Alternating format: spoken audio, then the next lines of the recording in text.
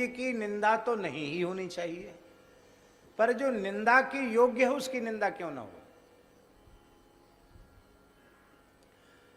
आपने कोई निंदित कर्म किया और हमने उस निंदित कर्म का अपनी वाणी से वर्णन किया, तो आपके पाप का तो कोई प्रायश्चित हुआ नहीं, क्योंकि आपने किया नहीं तो होगा कैसे। बिना किए पाप का प्रायश्चित तो आपका हुआ नहीं। और हमने पहले उस पाप को कर्ण मार्ग से अपने भीतर स्थान दिया, मन में आया, बुद्धि में आया, फिर हमारी वाणी में आ गया।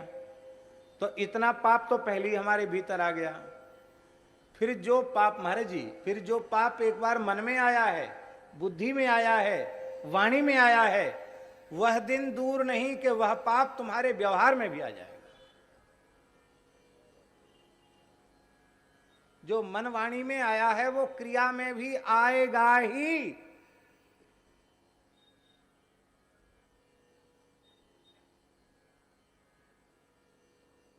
जिसका चिंतन करेंगे, ये गुण का चिंतन करेंगे तो गुण आत्मनिष्ठ होगा, भगवत चिंतन करेंगे तो भगवान आत्मनिष्ठ होंगे, और दोष का चिंतन करेंगे दोष आत्मनिष्ठ होगा।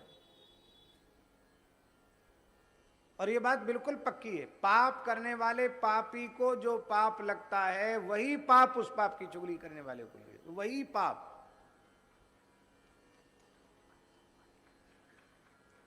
एक राजा, उसने ब्राह्मणों का भोजन कराया, खीर मालपुआ की रसोई थी।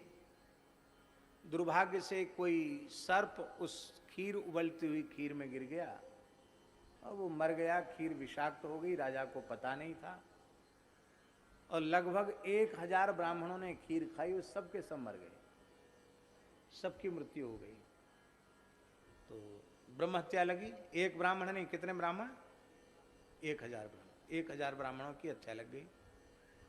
तो राजा बहुत दुखी हुआ, पता चला कि सर्प मर गया था। बाद में पता चला जब सारी खीर नीचे खंगाली गई, आखिर हुआ क्या, खीर का परीक्षण कराया गया वैद्यों के द्वारा, तो उसमें विष था। अब बहुत दुखी हुआ राजा, इतना दुखी हुआ कि अन्न जल त्याग कर गंगा जी के तट पर बैठ गया कि अब प्रायश्चित तो मेरा कोई है नहीं, बस अनशन करके अपने प्राणों का ही त्याग गंगा जी के तट पर कर दूंगा। 3 दिन तक अन्न जल त्याग करके वहां बैठा रहा। चौथे दिन एक ब्राह्मण गया, उसने राजा से कहा, महाराज मेरी बेटी विवाह के योग्य है, आप धन दे दीजिए कि मेरी पुत्री का विवाह हो जाए। तो राजा ने हृदय से राज्य का त्याग कर दिया था, इसलिए उसने कहा कि अब तो मैं राज्य की तो चले क्या, मैं तो अन्न जल का भी त्याग करके बैठा हूँ और यहाँ मरने के लिए गंगा जी के तट पर बैठा हूँ, इसलिए मैं, आप शरीर से कहो तो मैं आपकी कोई सेवा कर सकता हूँ, बाकी अब मेरे पास मेरा कहलाने के लिए कुछ भी नहीं है जो मैं आपकी सहायता कर सकूं। आप जाइए, राज्य में जाइए, जो लोग संभाल रहे हैं उनसे मांगिए, वो जरूर देंगे, अब ये मेरा प्रकरण नहीं है। इतना सुनते ही वह ब्राह्मण क्रोध से आग बबूला हो गया और उसने चिल्ला चिल्ला कर गालियां बकना शुरू किया। बोले, रे नीच दुष्ट, बड़ा भारी अनशन व्रत लेके महात्मा बन के यहां बैठा है, लंगोटी लगा के बैठा है, 1000 ब्राह्मणों की हत्या करने के बाद अब ये 100 चूहे खाए बिलारी जपने बैठी, अब यहां माला फेरने बैठा है। राजा ने सिर झुकाया, सब कुछ सुनता रहा, एक शब्द का भी उत्तर नहीं दिया। ब्राह्मण तो गाली बकता हुआ चला गया और इधर 2 देवांगनाएं गंगा जी में स्नान करने आई। महाराज जी, वो 3 दिन पहले भी आई थी वो देवांगनाएं, तो स्नान करते हुए बातचीत कर रही थी कि इसमें तो देवलोक में एक बड़ी धर्म सभा जुटी हुई है, वहाँ एक जटिल प्रश्न के ऊपर सब विचार कर रहे हैं कि धरती पर एक घटना घट गई है, अमुक राज्य में 1000 ब्राह्मण मारे गए, पर इसमें दोष किसका है? राजा तो परम ब्राह्मण भक्त था, उसका तो दोष है नहीं। तो ब्रह्म हत्या किसके सिर पे मढ़ी जाए? तो 3 दिन से लगातार सभा चल रही है कि किसके सिर पे ब्रह्म हत्या मढ़ी जाए, किसके सिर पर ब्रह्म हत्या मढ़ी जाए। आज अभी अभी निर्णय हुआ है। क्या? बोले वो 1000 ब्राह्मणों की हत्या एक ब्राह्मण के सिर पर मढ़ दी गई। राजा के कान खड़े हुए, किस ब्राह्मण के सिर पर? अरे बोले वही जो थोड़ी देर पहले गाली दे के गया कि 1000 ब्राह्मणों की हत्या करके अब तू भजन कर ढो, स्वांग रच रहा है, ढोंग रच रहा है। ये है यत अधर्म कृत स्थानम सूचकस्यापि तद्भवेत्। जो कभी किसी की निंदा नहीं करता वो किसी के भी पाप में सहभागी नहीं होता है। एक राजा दुष्ट प्रकृति का था। दक्षिण भारत गोदावरी तट की घटना है, अनिरुद्धाचार्य जी। वो महात्मा गोदावरी के तट पर रहते थे और वो नगर में जाते थे भिक्षा लेने के लिए। उनका नियम था जो कोई मनुष्य सामने आ जाए उसी को नारायण कहकर भिक्षा मांगते थे। परमहंस महात्मा थे, जो मिल जाए।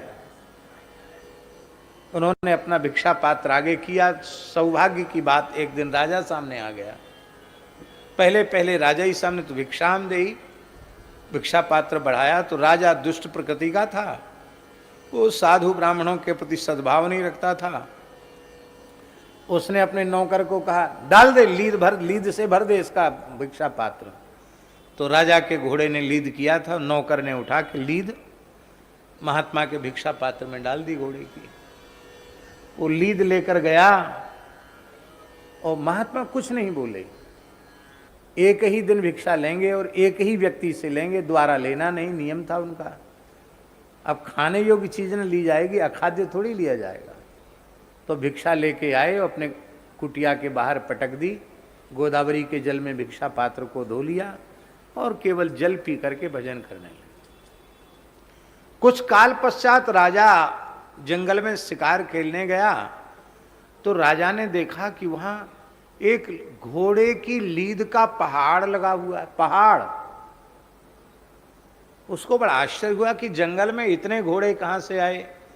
और घोड़े आए तो घोड़े जंगल में घोड़े लीद करते जो जगह जगह करते। ये इकट्ठी किसने की? यहां इतनी पहाड़ हो गया घोड़े की लीद का। इतनी लीद इकट्ठी कहां से हुई? एक कुटिया दिखाई पड़ी, चले महात्मा से पूछें। वो भूल गया था कि वही महात्मा है।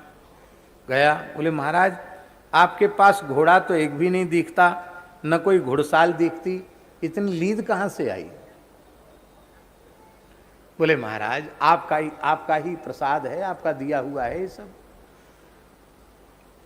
तूणे नैक शरक करेण दसधा संधान काले शतम चापे भूत सहस्र लक्ष गमने कोटिश्च कोटिर्वधे अंते चार्व निखर्ब बाण निकरई सीतापते क्षोभितम एतद बाण पराक्रमश्च महिमा सतपात्र दानम यथा। जैसे राम जी का बाण बढ़ता है ऐसे ही सतपात्र को दिया हुआ दान बढ़ता है। तो आपने हमको जो दिया था वही बढ़ रहा है। कितना बढ़ेगा महाराज? इतने जल्दी पहाड़ हो गया तो कितना बढ़ेगा? महात्मा हंसते हुए बोले, इतना बढ़ेगा कि तेरा सारा राज्य इसी लीद में दबकर समाप्त हो जाएगा। अब तो वो कांप गया। बोले महाराज मैं तो अपराधी तो था, लेकिन अब मेरा मस्तिष्क परिवर्तित हो चुका है। अब मुझे कुछ ऐसा करो कि मैं ये लीद घटे, बढ़े नहीं। तब उस राजा ने महात्मा से दीक्षा ले ली, भजन में लग गया। तो लीद बढ़ना तो बंद हो गई, लेकिन वो घटे नहीं। जितनी की ज्यों की त्यों रही आई, बड़ी पहाड़ के जैसी लीद। तो राजा ने कहा महाराज ये बढ़ तो नहीं रही, ये बात तो अच्छी बात है, पर घट भी नहीं रही, क्या बात है? बोले तुम्हारी निंदा सब लोग करें तो ये घटने लग जाएगी। अब निंदा के योग्य काम करना नहीं हो, निंदा सब लोग करें तो क्या उपाय है?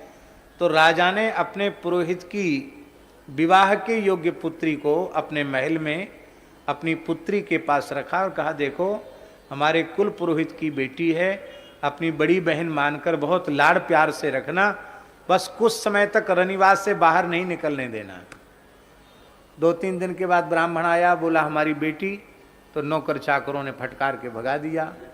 अब वो ब्राह्मण बड़ा दुखी हुआ, पूरे नगर में हल्ला मच गया कि राजा तो धर्मात्मा का स्वांग रचता था, पर राजा की बुद्धि तो पहले जैसी ही है। बताओ, पुरोहित की युवा कन्या को अपने महल में रख लिया। ऐसी बातें जल्दी फैलती हैं, और निंदा होने लगी तो लीद घटने लगी। घटते घटते बिल्कुल घट गई, पर एक तसला लीद बच गई।